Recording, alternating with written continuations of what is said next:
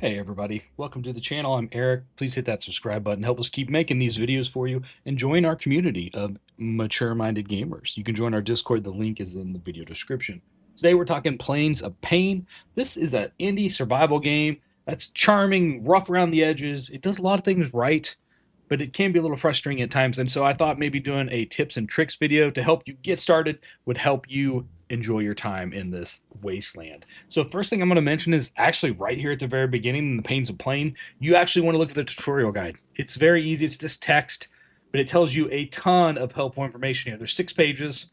Go through them, learn them, read them. The game is different. It's not like a lot of other games. It's an indie title, so you need to know this information to survive because this game is pretty complicated. It has a lot of systems in place. And so reading through this, looking through all these things, figuring out what does what, how you repair different things is very, very important. And so that's the first tip. Make sure you look at that, kind of take notes if you need to. It's there if you need to right here in the menu. Just click it again. Now we're going to dive into some more things. The first thing we ran into when we all joined multiplayer together was how to give ourselves a name. You don't actually do that when you load into the game. You hit escape. You go to settings. Right here's your character name. It'll be defaulted to whatever it is when you first start unless you've already made a character. But right here's where you change it. You just fill it in there. You can determine if you want it to be visible, who to. Then once you log out and log back in, you'll have your assigned name. And just to note, if you went into single player, here's actually the character manager name. This is also where you can assign your name right here and create your different characters if you want. So say we wanted to be Eric, we hit create. Now we have these 2 to select from, and you can name this one Logic Bomb or whatever you wanted. Hit create. There you go. Now you have several characters ready to go. All right, the first step is when you start in the wasteland, you're going to be very confused. You have a knife, you have some garlic, and you have a bandage. And you want to hit I or tab to open your inventory, craft some things to get you started. So hit C, the craft menu. You'll see, honestly, what I would do first would be your equipment. I would make the cans on a wire or save up and make the rag backpack if you're getting close to having enough assets for that. Cans on a wire is a great starting item, and it's going to give you additional storage space so you can carry more things when you get started. So that's a good first start. Now, the next thing I want to mention, Frank and Ron should be on the map. If you hit M, you should show up there.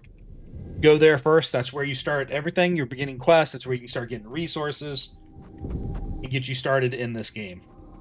All right, when you arrive, you now need to talk to Frank to continue.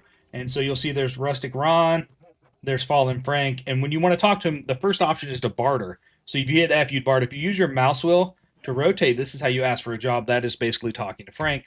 So we're going to talk to Frank here, and he's going to give me a quest to find 2 bolts. Now, first thing I'd recommend is always try to search through any of this stuff. You're going to see little packages, containers of stuff. You search through it. That's how you find the materials that you need. There's a good chance you'll find a couple items, maybe even a bolt here. If not, just run out into the desert. You'll start finding stuff. You'll be able to get those bolts pretty quickly.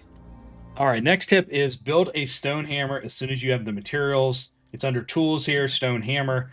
This thing is awesome. It's going to get you a lot of really good resources that you're going to be able to use to harvest. I don't have enough inventory space. Got to keep an eye on your inventory space. If not, well, you'll start dropping things on the ground when you pick them up, which is annoying. So what you need to do here is you just need to open your inventory and start dropping things. Planks take up a lot of room.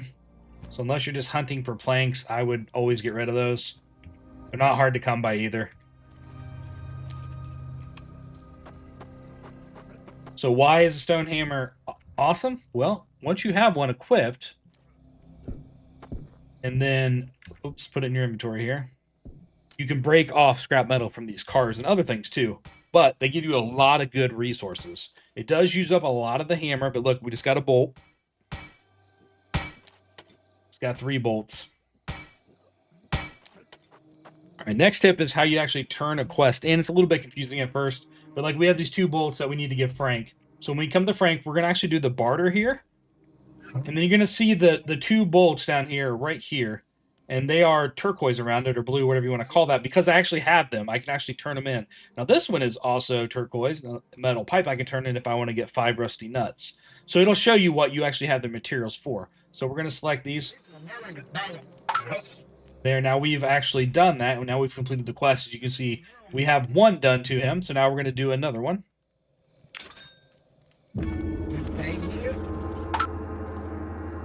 And now we've completed that quest with Frank. Now, sometimes NPCs will have other jobs.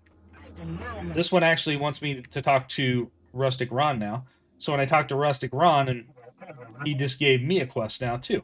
So now I need to barter for wire. Here I have wire. So we're going to turn this in to get that completed. All right, so that's how you can simply turn in some quests very easily.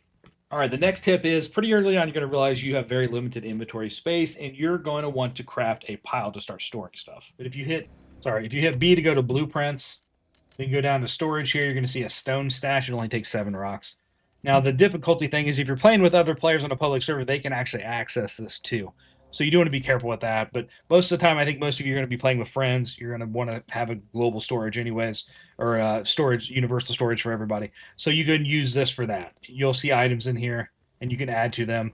If you hit store all, it will merge any items or start to store anything that's in your inventory if there's room there for it, which they do have quite a bit of room. I do recommend doing this at the beginning. Maybe just carry a weapon with you, but you're really just going to want to go out and get a bunch of resources your first couple trips out and try to avoid any enemies that you can find. All right, next tip is don't forget about your skills. When you level up, and it's fairly easy to get the first couple levels, you're going to have a lot of skill points to assign, and there's several different tree things here to pick. I'm going to recommend that you look at Scavenger as putting a lot of points into it at the beginning. This reduces weapon and tool wear, and that happens a lot. As you can see, I broke my hammer already just from taking out a few cars, and so it's going to be very important to do that. So I definitely recommend that you look at putting points into Scavenger, maybe even filling up that first bubble with your first couple of levels here. That way you can get on to that next bubble. Then you can start looking at other things to invest in, but that's going to help you early game because you're going to go through a lot of hammers and tools. Next tip is finding resin. This is later on, just a little bit past the early game, I would say. Resin right here is what it grows on. You can kind of see it on the leaves a little bit of a shine there. This is where you can grab resin.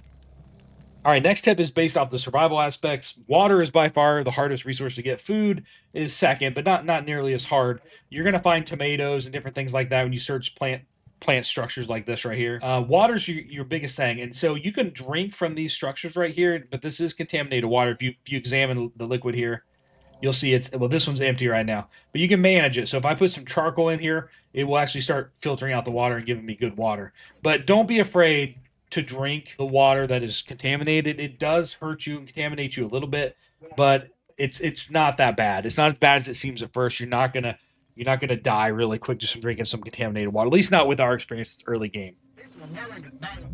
All right, next tip is actually using an item. A lot of times when you open your inventory, it should look like you can interact with it here, but you actually can't other than splitting a stack, different things like that. So what you actually need to do is put it down here in your inventory. And then when it's in your inventory, you'll see you'll have options for it. So I'm on one, I can eat it, or I can eat my steak. So then you just hold down the left mouse button to eat it. Some objects will have other options. I ate both of them there. So that's how you interact with items. You can't really do it from your inventory necessarily. You can merge items sometimes, but you can't really use them as far as eating them or drinking them. They have to be down here in your hotbar. All right, and the final tip is to keep following the tutorial. As you can see, it wants me to craft cans on a wire. I haven't done that. I did explain that earlier. Follow the tutorial. Keep doing the quest. It's going to take you from zone to zone, help you keep leveling up and progressing in this game. Hopefully you enjoyed these tips and tricks for beginners. Thanks for watching, everybody, and have yourself a great day.